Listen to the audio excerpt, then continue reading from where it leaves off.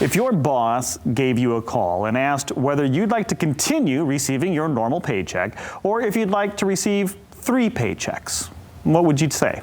Well, back with us today, Laurel and Taylor Stewart. They are the husband and wife duo, part of the team at Mattson Financial, full-service financial and retirement firm in the Grand Rapids area, also popular radio show hosts. Good morning to both of you. Good morning. Good morning. I know what I'd say. I want 3 paychecks instead of 1 when we right. As long as they add up to the 1 paycheck, yes, right? Yeah. A little more. How many zeros are we talking? 3 smaller paychecks. But that dependable paycheck that we all rely on every couple of weeks or twice a month, however it comes, when it's gone, when retirement comes, that can probably give us a little bit of uncertainty. So how do we create an income plan in retirement? So it really starts with 3 things. So number 1 being your dreams, your goals, and your desires. What do you want retirement to look like? And then let's back into that. I know the word budget's not necessarily a fun one, but let's take a look at what your budget is and maybe make some tweaks here and there. But once we understand what you want retirement to do and what you want your assets to do, we know what it costs to, pay the mortgage, the taxes, utilities, gas, all of those things, the everyday needs that we have. Then we can really start creating that income plan and those income sources and which types of buckets of money are we going to be pulling that from. And, obviously, Taylor, you're telling us that there's a place where we could get multiple paychecks still. I mean, there still could be a paycheck coming in retirement. Is that true?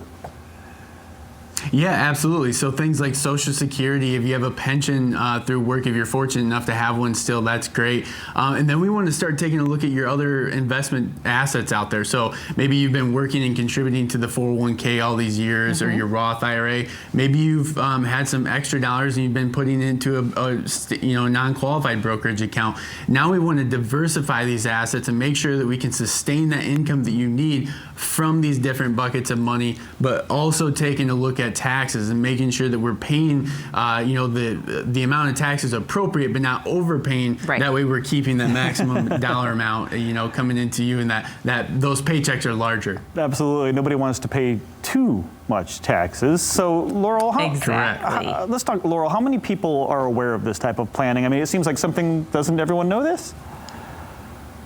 Well, it seems like they should, but at the same time, when you typically sit down with somebody being an advisor, they're going to talk to you about the returns, right? And that's what you as the, investor look at too, to say, I want, a 10 or 12% return. That all sounds great. But you really need to back it up and saying, okay, you might have those kinds of returns, but what is that going to provide you in income? And that's where you go back to, like Taylor was talking about, that paycheck coming in and keeping a line of sight on your taxes that you're paying, because that's the amount of money then you're going to actually keep. And taxes can be detrimental. We want to make sure that we have that growth in those accounts as well, but we want to hedge, our income buckets from any sort of, market volatility. That way, if we do see a 10 or 15% or even larger swing in the markets, we're not taking, money out of our accounts at a discount of 15, 20%, and then paying 22% tax plus, state of Michigan tax or whatever bracket you fall on, and that might increase the taxability of your Social Security. So the taxes are huge. Tax preparation evidently always seems like a topic we talk about when we get together. Now, for people like me who don't really actively play the market, stocks, dividends, these terms may not really mean a lot to me, but it's something that is important, right? Yeah, dividends, especially in today's interest rate market, are great because we're not getting those typical yields and such that we're getting, we've gotten on bonds in the past. So looking at some sort of portfolio that is going to have a 3 or 4% dividend yield can really add to the success of your plan. So you're taking that money off of the top and you're not actually touching principal. So we're still letting those, those stocks and other assets grow and harvesting those dividends for income. And they're taxed in a couple different ways. So that's one thing we want to be careful with here is, are we getting taxed at ordinary income rates or long-term capital gains rates? So all of these things kind of come together, and that's why it's important to sit down with the fiduciary advisor to bring all of these puzzle pieces together so we're not missing anything. Laurel, fiduciary, we hear that term now and then. What specifically does that mean? Why is that a talking point of being a fiduciary? It is really big because that means that someone is looking out for your best interest. And it's also a recommendation to where we're not going to sit down with you being a fiduciary advisor and look at it for your recommendation today. We need to look out into the future and what's going to still be appropriate for you. If you're married, what does your family situation look like? All based on those goals. And that term fiduciary means that they're working for you. And I love that. So let's talk, you've talked a lot about taxes today. Taxes has come up plenty. So, and dividends as well, that Taylor was talking about. The taxes off of those dividends, can you speak to that?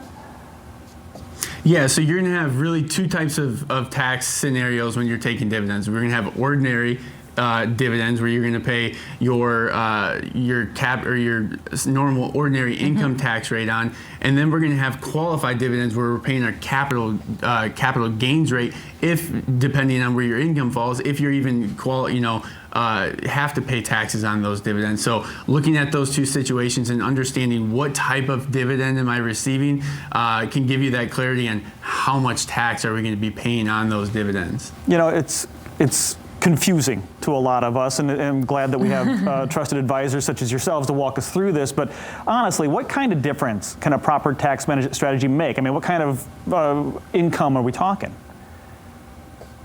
Yeah, it really does make a huge difference because if you think about it, we do have a lot of clients who come to us and they have saved, $1 million in their 401k. That's their primary asset source.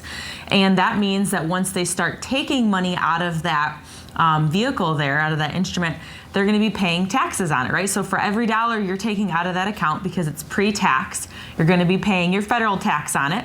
It could be as low as 12%. Maybe the next step up is 22%. Then you're adding your state into that, which state of Michigan, we're at 4.25%, and then maybe your local tax as well. And so you can see this really adds up quickly. And if you don't have a line of sight on your taxes, knowing what you're paying, you could jump up those thresholds pretty quickly, just saying, oh yeah, more money, I can turn on my pension, I can take Social Security, and I have my investments coming in here. But now you might just be giving 30-40% away of your hard-earned money.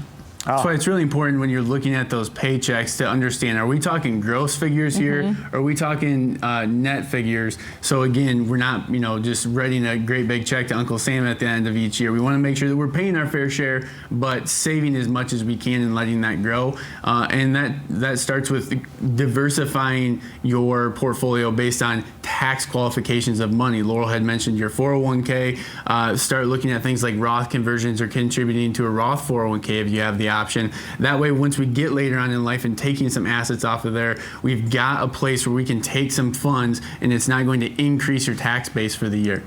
All important information, a lot of numbers flying around, but let's get one more number out there. Your phone number, how's that? Because you've got a really good special for our viewers, right?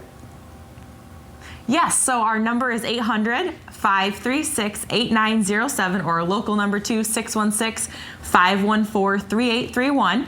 So for the first 5 callers, if you've saved $250,000 or more for retirement, we're offering you a second opinion or a checkup on your retirement plan to sit down with one of our advisors and start discussing what that will look like for you.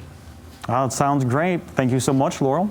Thank you so much, Taylor. For you at home, if you'd like to learn more about creating multiple streams of income, Mattson Financial, they've got a great offer. Right now, as you heard, the first 5 callers that have saved $250,000 or more that are retired or nearing retirement, they're offering a complimentary full-blown retirement plan just for you. This will allow them to sit down with you personally, provide you with a roadmap, analyzing where you are right now, discussing your best steps to really get ready for a successful retirement, a game plan to get you where you need to be.